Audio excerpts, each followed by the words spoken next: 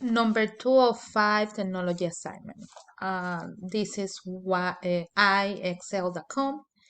And doing my research, I came across this platform and I like it very much because it's a platform for teachers to implement and personalize learning in the classroom.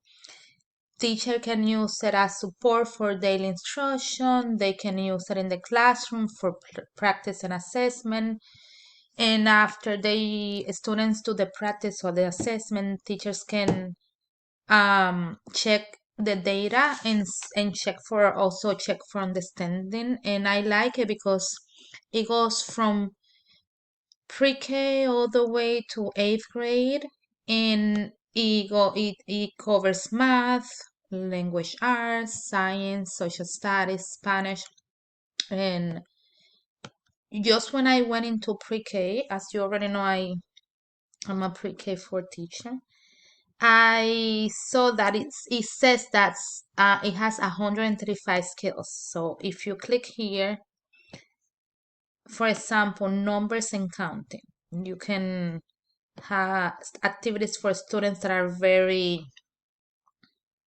high, for example, counting up to 20 or counting up to 5 or adding to 10, classifying, positions, additions. So let's see if I see here, I'm gonna press 1 so we can see it together. For example, look at this one. It said which group has fewer, and let's say that I said that 2 is fewer. Incorrect. So this is perfect because students nowadays, especially my pre-K students, they love websites. If you open the computer for them, they're gonna be um they all want to go.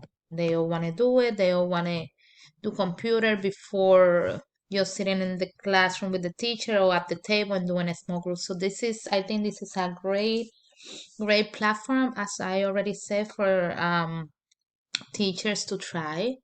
And I like it because it is free.